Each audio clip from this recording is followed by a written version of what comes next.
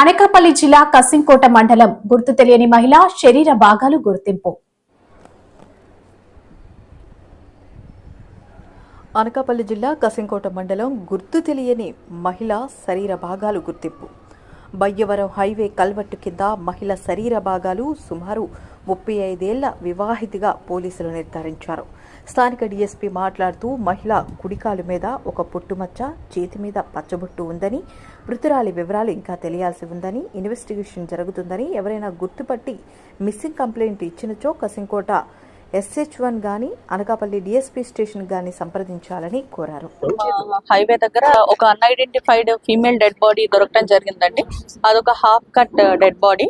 దాన్ని వచ్చి వెరిఫికేషన్స్ అయితే యాజ్ ఆఫ్ నౌ చేస్తున్నాం. మోస్ట్లీ మేము అనుకోవటం ఏంటంటే అది it did not happen here, ఎక్కడో జరిగింది. బాడీని తీసుకొచ్చి ఇక్కడ డంప్ చేసి వెళ్ళిపోవటం జరిగింది. అండ్ ఇది మోల్ ఏదైతే ఉందో అమ్మాయికి తొడ మీద, కుడి తొడ పైన ఒక బ్లాక్ కలర్ మోల్ ఉంది. అండ్ కుడి చేతి పైన ఒక టాటూ ఉంది.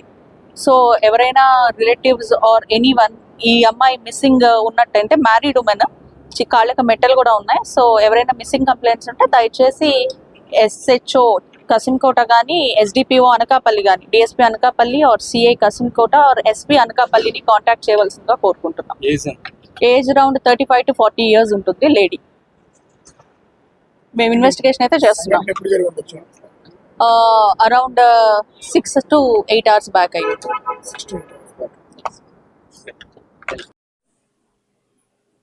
అన్ని ప్రభుత్వ పాఠశాలలో ఫిజికల్ ఎడ్యుకేషన్, NCC ఉండేందుకు అన్ని ప్రయత్నాలు చేస్తున్నామని మంత్రి నారా లోకేష్ అసెంబ్లీలో అన్నారు. కేంద్ర రక్షణ శాఖ మంత్రి రాజ్నాథ్ సింగ్ NCC విషయంలో సానుకూలంగా స్పందించారు.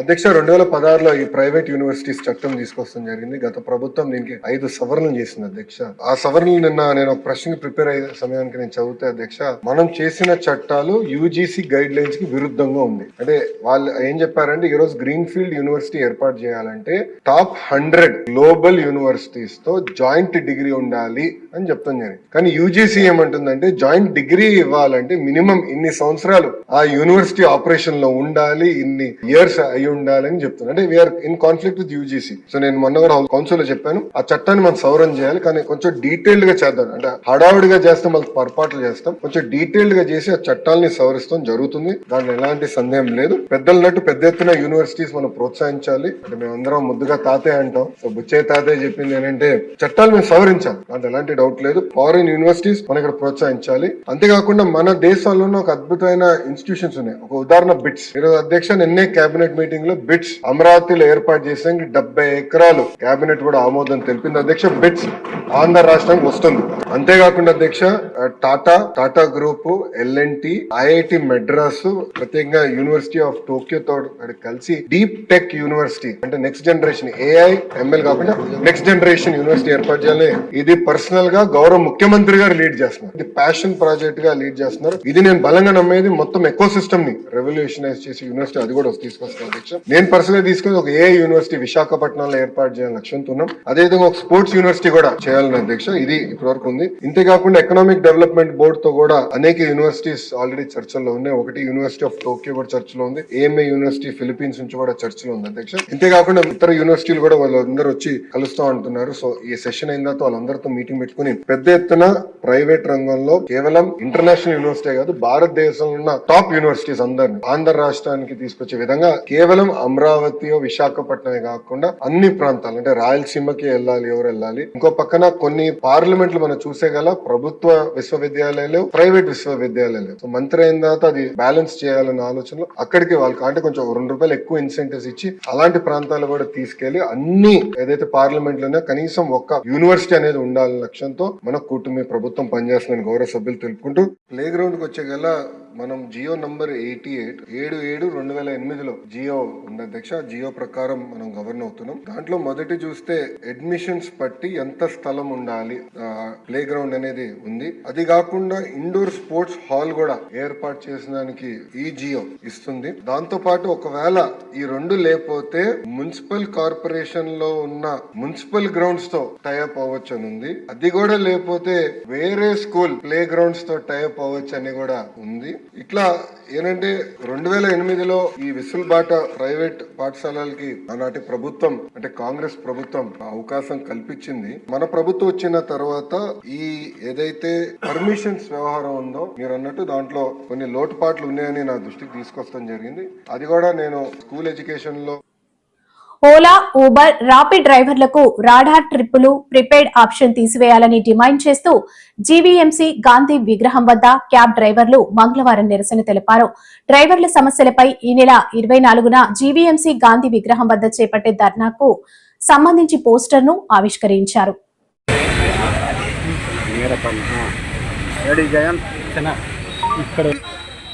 విశాఖ క్యాబ్ డ్రైవర్స్ యూనియన్ గౌరవ అధ్యక్షులు, మేము అడుగుతుంది ఏదైతే గతంలో డిటిసి గారు, డిప్యూటీ ట్రాన్స్పోర్ట్ కమిషనర్ గారు రాడార్ సిస్టమ్ ఈ డ్రైవర్లకే కాదు ప్రయాణికులకు కూడా నష్టం, యాక్సిడెంట్ జరిగితే ఇబ్బంది కాబట్టి దాన్ని రద్దు చేయాలని చెప్పారు. ఈరోజు ఓలాలో కానీ, ఊబర్లో కానీ, ర్యాపిడ్లో కానీ లింక్ అయిన ప్రతి ఒక్కరం మేము కనీసం 10 లక్షల రూపాయలు పెట్టుబడి పెట్టి కారు కొని డీజిలు దాని మెయింటెనెన్స్ పెట్టుకొని ఈరోజు దాంట్లో లింక్ అయి ఉన్నాం. అటువంటిది ఈ రాడార్ సిస్టమ్ పెట్టడం వల్ల యాక్సిడెంట్ జరిగి ఈరోజు ప్రాణాలు పోతూ ఉన్నాయి, ప్రయాణికులు ప్రాణాలు పోతున్నాయి. మరి అటువంటిది ఎందుకు రద్దు చేయాలని చెప్పేసి అడిగితే మా చేతులు లేదని చెప్పేసి ఓలా, ఊబర్, ర్యాపిడ్ వాళ్ళు చెప్తున్నారు. నిన్న డిటీసీ గారిని, కలెక్టర్ గారిని, సిపి గారిని కలిసాం. వాళ్ళు పరిష్కారం చేస్తానని చెప్పారు. కానీ యాక్సిడెంట్లు జరుగుతాయని చెప్పేసి సీటు బెల్ట్ పెట్టుకోండి, హెల్మెట్ పెట్టుకోండి అని చెప్తున్నారు ఒక పక్కన. రెండో పక్కన యాక్సిడెంట్ కారణమైన రాడార్ ట్రిప్లు ఎందుకు రద్దు చేయాలని చెప్పేసి మేము అడగదలుచుకున్నాం. రెండోది ఏంటంటే రీఛార్జ్ చేసుకోవడం.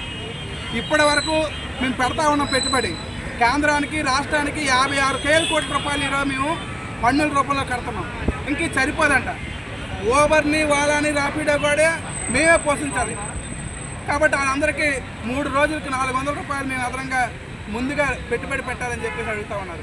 ఇది ఎక్కడ పద్ధతి అండి? పెట్టుబడి పెట్టినాడు ముందు పెట్టాలి. కానీ మేము పెట్టుబడి పెట్టి ఇప్పుడు కారుకి ఆల్రెడీ 10 లక్షలు పెట్టింది కాకుండా ఈరోజు ఆ ల్యాప్కి కూడా మేమే పెట్టుబడి పెట్టాలని చెప్పడం విరుద్ధమైంది, చట్ట వ్యతిరేకం. కాబట్టి ఎప్పటికైనా సరే ఈ 2 ఆటల్ని రద్దు చేయాలి. మూడోది, ఇప్పటికే ఇస్తున్న రేట్లు ఇవ్వకుండా రేట్లు తగ్గించడం.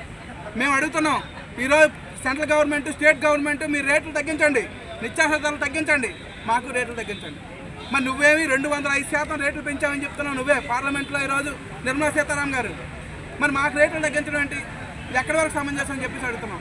ఈ సమస్యలు పరిష్కారం చేయడంతో పాటు దీనికి కారణమైన మోటార్ ట్రాన్స్పోర్ట్ చట్టాన్ని కూడా సవరణ చేయాలి. సవరణ చేయకపోతే రేపు 23వ తారీఖున ఇక్కడే మహాధరణ చేయబోతున్నాం. అప్పటికీ పరిష్కారం చేయకపోతే ఈ ప్రజాప్రతినిధులు, ఎమ్మెల్యేలు, ఎంపీలు వీళ్ళందరూ ఇంట్లో కూడా ముట్టడి చేయాలనుకున్నాం. మంచి ప్రభుత్వం అనుకుంటున్న టీడీపీ ఎక్కడికి వెళ్తున్నట్లు? ప్రశ్నించడం కోసం వస్తారని పవన్ కళ్యాణ్ గారు ఎక్కడున్నారు? ఈరోజు బీజేపీ గారు విదేశీయులు వద్దని చెప్తున్నాడు. మరి ఎక్కడికి వెళ్ళారు మీరు? మరి విదేశీ ఓబర్ని ఎందుకు మీరు బ్లాక్ చేయరు? రాష్ట్ర ప్రభుత్వం, కేంద్ర ప్రభుత్వాలు ఎందుకు ఇక్కడ యాప్ పెట్టరు? యాప్ పెట్టి నడపలేరు. ఇక్కడ ఆ రకంగా నడిపే వరకు ఈరోజు నిరుద్యోగులుగా ఉన్న, పీజీలు చదువుకున్నా, డిగ్రీలు చదువుకున్నా, స్వయం ఉపాధి సంపాదిస్తున్న మా మీద దాడి చేయడం కాదు, ఈరోజు ఓలా, ఊబర్ మీద దాడి చేయండి. ఆ రకంగా ప్రభుత్వం జోక్యం చేసుకుని ఈ సమస్య పరిష్కారం చేస్తే ఓకే, లేకపోతే మా పోరాటాన్ని ఇంకా ఉధృతం చేస్తామని చెప్పి తెలియజేస్తాం.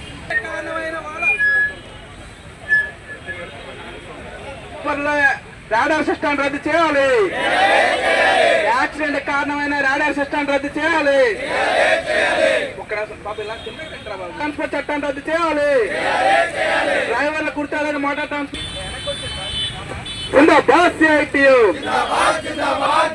యాక్సిడెంట్ కారణమైన రాడార్ సిస్టమ్ రద్దు చేయాలి. యాక్సిడెంట్ కారణమైన రాడార్ సిస్టమ్ రద్దు చేయాలి. పాత పాత రేట్లు ఇవ్వాలి. గతానికి అప్పుడే రేట్లు తగ్గించాలి తప్ప ముందుగా రేట్లు తగ్గించడం దుర్మార్గం. నిత్యావసర ధరలు తగ్గించలేని కారు ధరలు తగ్గించడం దుర్మార్గం. నిత్యావసర ధరలు తగ్గించలేని ఓలా ఓబర్ ధరలు తగ్గించడం దుర్మార్గం. జిందాబాద్ సిఐటియు. ముందుగా రీఛార్జ్ చేసే విధానాన్ని రద్దు చేయాలి. ముందుగా రీఛార్జ్ చేసే విధానాన్ని రద్దు చేయాలి. డ్రైవర్ల కుర్తాడైన మోటార్ ట్రాన్స్పోర్ట్ చట్టాన్ని రద్దు చేయాలి. డ్రైవర్ల కుర్తాడైన మోటార్ ట్రాన్స్పోర్ట్ చట్టాన్ని రద్దు చేయాలి. 2047 స్వర్ణాంధ్ర విజన్ రూపకల్పన చేసిన ముఖ్యమంత్రి చంద్రబాబు నాయుడు ఆలోచన పరిజ్ఞానం రాష్ట్ర దిశ మార్చేస్తుందని శాసనసభలో శ్రీకాకుళం నియోజకవర్గంలోని శాసనసభ్యులు గొండు శంకర్ అన్నారు. శంకర్ గారు పుల్లారావుని ఆదర్శంగా తీసుకోవద్దు, 3 నిమిషాల్లో ముగించండి. ధన్యవాదాలు అధ్యక్ష. అపారమైన అనుభవం, ముందు చూపు ఉన్నటువంటి మహా విజనరీ లీడర్ గౌరవనీయులు ముఖ్యమంత్రి వర్యులు శ్రీ నారా చంద్రబాబు నాయుడు గారు మన ఆంధ్ర రాష్ట్ర ప్రజల బంగారు భవిష్యత్తు కోసం 2047 స్వర్ణాంధ్ర విజన్ డాక్యుమెంటరీని సిద్ధం చేసి ప్రస్తుతం $3,200 ఉన్న రాష్ట్ర తలసరి ఆదాయాన్ని 2047కి $42,000 పెంచడం, 2047 నాటి రాష్ట్రాన్ని $2.4 ట్రిలియన్ ఆర్థిక వ్యవస్థ లక్ష్యంగా చంద్రబాబు గారి నిర్ణయాత్మకమైన ఆలోచనలు నేటి తరాలకు ఎంతో ఆదర్శం. కొండలు గుట్టలుగా దర్శనమిచ్చే హైదరాబాదు నగరాన్ని ఐటీని పరిచయం చేసి సైబరాబాద్గా మార్చారు. ఆనాడు 2020 డాక్యుమెంటు ప్రిపేర్ చేస్తే ప్రతి ఒక్కరూ వెటకారం చేసిన పరిస్థితి. అలాంటి పరిస్థితుల్లో ఈరోజు ప్రతి ఒక్క ఇంట్లో ఒక సాఫ్ట్వేర్ ఉద్యోగం ఉన్నాడంటే ఆ రోజు ఆ 2020 తాలూకా విజన్ యొక్క ఫలితమే ఈరోజని చెప్తున్నాను అధ్యక్ష. IBM, IIM లాంటి పెద్ద ఇన్స్టిట్యూట్స్లో నారా చంద్రబాబు నాయుడు గారి కోసం ఒక క్లాస్ కూడా ప్రత్యేకించి చెప్తున్నారంటే అది ఆయన యొక్క గొప్పతనం అధ్యక్ష. ఈనాడు రేపు 2047కి ప్రతి ఇంటికి ఒక ఎంటర్ప్రెనర్ని తయారు చేయాలనే ఉద్దేశంతో 10 మూల సిద్ధాంతాలని సమగ్ర అభివృద్ధి, పట్టణ గ్రామీణ సమతుల అభివృద్ధి, అలాగే పారదర్శక పాలన, ప్రజాపాలనను సమర్థంగా అమలు చేయడం, పరిశ్రమల ప్రోత్సాహం, పెట్టుబడులు, ఉద్యోగ అవకాశాల పెంపు, వ్యవసాయాభివృద్ధి, ఆధునిక వ్యవసాయ విధానాల ప్రవేశం, పర్యావరణ పరిరక్షణ, పచ్చదనం పెంపు, నీటి వనరుల సంరక్షణ, నైపుణ్యాభివృద్ధి, గ్లోబల్ స్టాండర్డ్ విద్యా విధానం, ఆరోగ్య సంరక్షణ, ఎయిమ్స్ స్థాయి వైద్య సేవలు, సాంకేతిక ఆధారిత అభివృద్ధి, స్టార్టప్లు, టెక్నాలజీ వినియోగం, స్వచ్ఛ ఆంధ్రప్రదేశ్, మురికివాడల నిర్మూలన, పరిశుభ్రత, సంస్కృతి వారసత్వ పరిరక్షణ, తెలుగు అంతర్జాతీయ గుర్తింపు వంటి కీలక రంగాల్ని మనం అభివృద్ధి పరచడంలో కాకుండా పర్యాటక రంగంపై ప్రత్యేక దృష్టి, మెకనైజ్డ్ ఫార్మింగ్, డ్రోన్స్ వినియోగం, అలాగే P4 విధానం, అలాగే విద్యలో విప్లవాత్మక మార్పులు, ఉద్యోగ కల్పన, నైపుణ్య ప్రోత్సాహం, శాంతి భద్రతల పరిరక్షణే లక్ష్యంగా ఈ స్వర్ణాంధ్ర విజన్ 2047 డాక్యుమెంట్ని సిద్ధం చేశారు. దీంట్లో భాగంగా ప్రతి మహిళకు పారిశ్రామికత చేయడానికి కోసం మొన్నే మాకు కూడా 1000 మందిని ఒక నియోజకవర్గం బుండమేరుపై మంత్రి నిమ్మల రామానాయుడు శాసనసభలో స్పష్టతను ఇచ్చారు. బుడమేరు సమస్య పరిష్కారానికి ఎలాంటి చర్యలు తీసుకుంటున్నారు అంటూ సభ్యులు అడిగిన ప్రశ్నకు మంత్రి సమాధానమిచ్చారు. ధన్యవాదాలు అధ్యక్ష. ఏదైతే ఆగస్టు 28, 2024 సంవత్సరంలో 6 నెలల్లో కురిసేటువంటి వర్షపాతం 6 రోజుల వ్యవధిలో కురవడంతో ఆ రోజు వాగులు వంకలు ఇవన్నీ కూడా పొంగి బుడమేరికి మరి గతంలో ఎప్పుడూ చూడనటువంటి విధంగా 100 సంవత్సరాల్లో చూడనటువంటి విధంగా అత్యధికమైన వరద 50,000 క్యూసెక్లు ఒక ఫ్లాష్ గా ఆ రోజు రావడం, ఆకస్మిక వరదలు రావడం అనేది మనం గమనించాం అధ్యక్ష. జనరల్ గా ఏంటంటే మనకి ఏదైతే గేజింగ్ స్టేషన్స్ ఏవైతే ఉన్నాయో అంటే వరద నీరు ఏదైతే కొలిసేట విధానం ఏదైతే ఉందో అవి నదుల మీద వీటి మీద ఉంటుంది, వాగుల మీద లేనిటువంటి స్థితిలో ఈ ఫ్లాష్ ఫ్లడ్ కి మరి ఎంత నష్టపోయాం మనందరం కూడా ప్రత్యక్షంగా చూసినటువంటి పరిస్థితి అధ్యక్ష. ఏదైతే ఈ బుడమేరుకి సంబంధించి ప్రధానంగా వెలగలేరు రెగ్యులేటర్ ఏదైతే ఉందో ఆ వెలగలేరు రెగ్యులేటర్ దగ్గర నుంచి మరి విజయవాడ సిటీ మీదుగా ఎనికేపాడు యూటీ ఏదైతే ఉందో అక్కడి నుంచి గుడివాడ మీదుగా కొల్లేరు పోయి మళ్ళీ కొల్లేరు నుంచి ఉప్పుటేరు మీదుగా సముద్రంలోకి వెళ్ళేటువంటి విధంగా వాస్తవంగా ఉన్నటువంటి ప్రాసెస్ అధ్యక్ష. అంటే దగ్గర వెలగలేరు రెగ్యులేటర్ నుంచి 100-110 కిలోమీటర్లు ప్రయాణించి ఇది సముద్రంలోకి కలిసేటువంటి పరిస్థితి అధ్యక్ష, కొల్లేరులో కలిసేటువంటి పరిస్థితి. ఏదైతే ఈ బుడమేరుకు సంబంధించి ఈ 100-110 కిలోమీటర్లు ఈ వరద నీరు ప్రవహించేటువంటి మరి సమయం కానీ అదేవిధంగా ప్రాంతం కానీ ఎక్కువ ఉండడంతో ఆ వెలగలేరు రెగ్యులేటర్ దగ్గర నుంచి కృష్ణానదికి 11 కిలోమీటర్లు మాత్రమే ఏదైతే డిస్టెన్స్ ఉంది, తక్కువ డిస్టెన్స్ కాబట్టి దీన్ని వాటర్ని ఇటు కృష్ణానదికి డైవర్ట్ చేయడానికి ఈజీగా ఉంటుందనే ఉద్దేశంతో ఈ డైవర్షన్ ఛానల్ ఏదైతే వెలగలేరు రెగ్యులేటర్ దగ్గర నుంచి కృష్ణానదికి అది 17,500 క్యూసెక్కులు మాత్రమే దానికి సామర్థ్యం ఉంటే దాన్ని 37,500 క్యూసెక్కులకి ఈ డైవర్షన్ ఛానల్ పెంచేటువంటి విధంగా ఆ రోజు గౌరవ ముఖ్యమంత్రి నారా చంద్రబాబు నాయుడు గారు ఏదైతే 19/10/2014 అధ్యక్ష 464 కోట్ల రూపాయలు, అదేవిధంగా 13/3/2019 ఒక 206 కోట్ల రూపాయలు, అంటే ఆ రకంగా 2014-2019లో దగ్గర 669 కోట్ల రూపాయలు అక్షరాల ఈ యొక్క డైవర్షన్ ఛానల్ ఏదైతే ఉందో దాన్ని డెవలప్ చేయడానికి మనం నిధులు కేటాయించినటువంటి పరిస్థితి అధ్యక్ష. ఆ 2014-2019 5 సంవత్సరాల్లో ఆ డైవర్షన్ ఛానల్కు సంబంధించి మనం 80% పనులు పూర్తి చేశాం అధ్యక్ష. దురదృష్టం తర్వాత ప్రభుత్వం మారిన తర్వాత 2019-2024 5 సంవత్సరాల్లో ఆ పనులు 0 అధ్యక్ష. కనీసం కర్బస్తా సిమెంట్ కానీ ₹1 కానీ ఆ డైవర్షన్ ఛానల్కి ఖర్చు పెట్టినటువంటి పరిస్థితి గత పాలనలో లేనటువంటి స్థితిలో ఏదైతే 20% వర్క్ ఏదైతే అంటే అవసరమైన చోట్ల వైండింగ్ ఏదైతే లేకపోవడం, లైనింగ్ లేకపోవడం వల్ల 37,500. నర్సీపట్నంలో నూకాలమ్మ దేవాలయ నిర్మాణానికి సీఎంఆర్ అధినేత వెంకటరమణ ఇచ్చిన 10 లక్షల విరాళానికి తనకు సంబంధం లేదని మాజీ ఎమ్మెల్యే ఉమాశంకర్ గణేష్ తెలిపారు. స్పీకర్ అయ్యన్న ఆరోపణలు ఆయన ఖండించారు. 10 లక్షలు ఇచ్చారు, అది ఏం చేశారు, అకౌంట్లో వేయాలి కదా అని చెప్పి రెండో పాయింట్ చెప్పడం జరిగింది. నిజంగా ఈరోజు మీ ద్వారా చెప్పాలి, ఎందుకంటే నేను చూసాం, ఏదో టీవీలో కూడా చూసాం, ఎండోమెంట్ జమలో లేవంట పాత ఎమ్మెల్యే గారు 10 లక్షలు ఏమని చెప్పి ఒక టీవీ ఛానల్లో కూడా మరి చెప్పడం జరిగింది. అయితే నేనేమన్నానంటే నిజంగా సీఎంఆర్ గారు చాలా పెద్ద వ్యాపారస్తులు, నర్సీపట్నంలోనే చాలా పెద్ద కాంప్లెక్స్ పెట్టడం సీఎంఆర్, అది పెట్టడం వల్ల చాలా మందికి ఉపాధి అవకాశాలు కూడా మన ప్రాంతంలో ఉన్నాయి. కేవలం వాళ్ళ వ్యాపారమే కాదు, మరి ఎన్నో సేవా కార్యక్రమాలు కూడా చేస్తున్నారు. అందులో భాగంగానే ఆనాడు మన డిగ్రీ కాలేజీలో ఒక స్పాన్సర్ చేశారు సీఎంఆర్ గారు, ఒక స్పాన్సర్ మావూరు వెంకటరమణ గారు ఒక వాటర్ ప్లాంట్ శాంక్షన్ చేసినప్పుడు నేను ఆ కార్యక్రమానికి వెళ్ళినప్పుడు అక్కడ వారిని కలిశాను.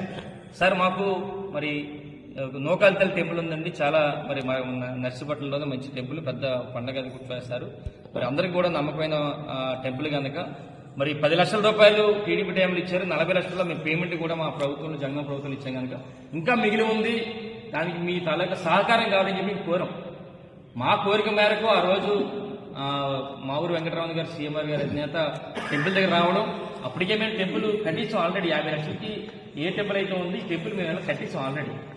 కట్టిన దానికి చూసి అక్కడున్న మా పార్టీ, మా కౌన్సిలర్స్, మా నాయకులందరితో పాటు అక్కడున్న మా ఎవరైతే దానికి చైర్మన్ అన్నారో ధనిరెడ్డి నాగు కూడా మరి పరిచయం చేసి మరి ఈ 10 లక్షల రూపాయలు ఆయన అనౌన్స్ చేశారు.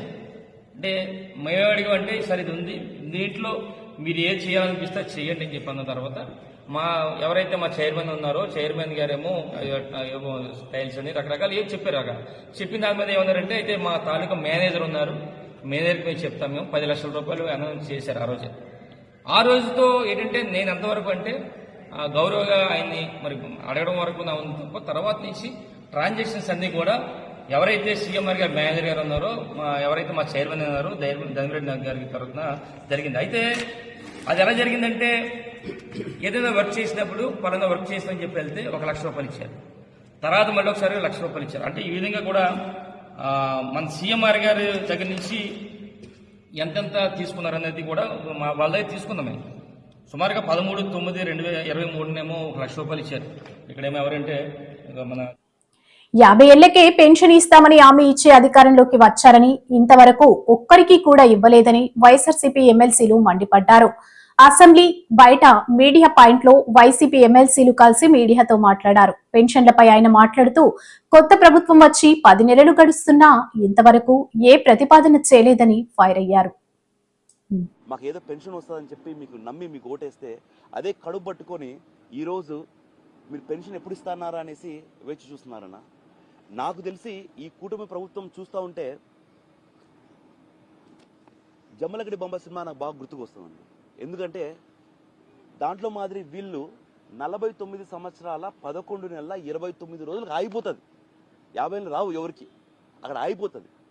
మళ్ళీ వచ్చే ఎలక్షన్లకు 2 నెలల ముందో 3 నెలల ముందో అప్పుడు వాళ్ళకి 50 ఏళ్ళు దాటుతుంది అనమాట. అప్పుడు కూటమి ప్రభుత్వం మళ్ళీ వచ్చి 2019 ముందు మాదిరి పసుపు కుంకుమ మాదిరి మళ్ళీ పెన్షన్లు ఇస్తున్నామని చెప్పి ఈసారి మళ్ళీ మేము గెలిస్తే 30 ఏళ్ళకే పెన్షన్ ఇస్తామని చెప్పి ఒక అబద్ధమైన వాగ్దానం చేసేసి వాళ్ళతో పనులు చేయించుకొని చివరకు సభా సాక్షిగా మేము ఇవ్వడం లేదు, ఇంప్లిమెంటేషన్ టైం పడుతుంది, దాని గురించి ఆలోచిస్తున్నాం, చర్చిస్తున్నాం అంటే మీరు పథకం పెట్టేటప్పుడు మేనిఫెస్టో పెట్టేటప్పుడు మీరు ఆలోచించుకోలేదా? దానికి ఎంత బడ్జెట్ కావాలా, ఎన్ని కోట్ల బడ్జెట్ కావాల్సి అసలు చేయగలుగుతామా లేదా? ఇందులో భాగంగానే కుటుంబ ప్రభుత్వం ఈరోజు సభా సాక్షిగా మళ్ళీ ఒకటి అడగడం జరిగింది. 40 ఏళ్ళ ఇండస్ట్రీ అంటారు, 3-4 పార్టీలు కలిసి వచ్చాయి, అంతా బాగానే ఉంది సార్. ఒక్కటి కాకపోతే ఒక్క పథకమైనా మీరు సొంతంగా ఆలోచించి పెట్టడం జరిగిందా అని. ఎందుకంటే పొరుగు రాష్ట్రాల నుంచి ఉచిత బస్సు తీసుకొచ్చినారు, ఇంతవరకు ఇంప్లిమెంటేషన్ కాల. పొరుగు రాష్ట్రాల నుంచి దీపం పథకం అని సిలిండర్లు తీసుకొచ్చినారు, ఇప్పటివరకు ఒక సిలిండర్ ఇచ్చినారు, ఇంతవరకు మళ్ళీ బడ్జెట్లో పెట్టా ఇస్తారో లేదో కూడా తెలియదు. అప్పటికల్లా 100 టర్మ్స్ అండ్ కండిషన్స్ ఇస్తారు. ఆర్బీకే అని మా జగనన్న పెడితే దాని పేరు మార్చినారు. చేయూత అని పెడితే 50 ఏళ్ళ లోపల మళ్ళీ పెన్షన్లు ఇస్తామని మళ్ళీ మా లెక్క మీ ఖాతాలో వేసుకున్నారు. అంటే వీళ్ళు ప్రజలకు ఏదైనా చేయాలా అనేసి ఒక ఆలోచన ఎప్పుడూ లేదు. ఎవరో చేస్తే వాళ్ళు తెచ్చుకొని పేరు మార్చుకోవడం, ఇక్కడ పెట్టుకోవడం, అంతవరకైనా బాగానే ఉంది. కనీసం అదన్నా ఇంప్లిమెంటేషన్ చేస్తారా అంటే తెచ్చుకొని పేరు పెట్టుకొని ఇది చేస్తామని చెప్పడం, ఓట్లు వేయించడం, గెలిచడం, దాని తర్వాత కూర్చోవడం, అంతకు మించి ఇది ఇంప్లిమెంటేషన్ ఏం జరగదు. కాబట్టి ప్రతి ఒక్క ఎస్సీ అక్కకు అన్నకు, ఒక బీసీ అన్నకు అక్కకు చెల్లెలకు, ఒక ఎస్టీ అక్కకు అన్నకు చెల్లెలకు, ఒక మైనారిటీ అన్నకు అక్కకు చెల్లెలకు మళ్ళీ తెలియడం ఏంటంటే మనకందరికీ అండ మన జగనన్నే. జగనన్న ఒక్కడే చెప్పింది చేసినాడు, చేసేది ఇప్పుడు చెప్తాడు.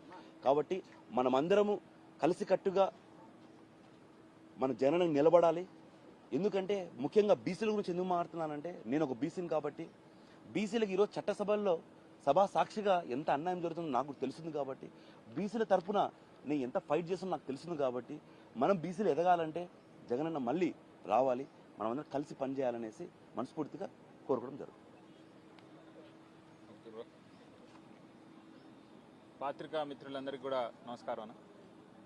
ఈరోజు అసెంబ్లీలో వైఎస్ఆర్సీపీ పార్టీ తరఫున ఇదే కుటుంబ ప్రభుత్వానికి సూపర్ 6 హామీలు ఏవైతే మీరు ఇచ్చారో ఆ హామీలు ఇప్పటి వరకు ఏ మేరకు ఇంప్లిమెంట్ చేశారు, ఎంత ఖర్చు అయింది అని ఒక క్వశ్చన్ అడగడం జరిగింది. ఆ క్వశ్చన్కి అక్కడ ఉండేటటువంటి మంత్రి గారు ఇచ్చినటువంటి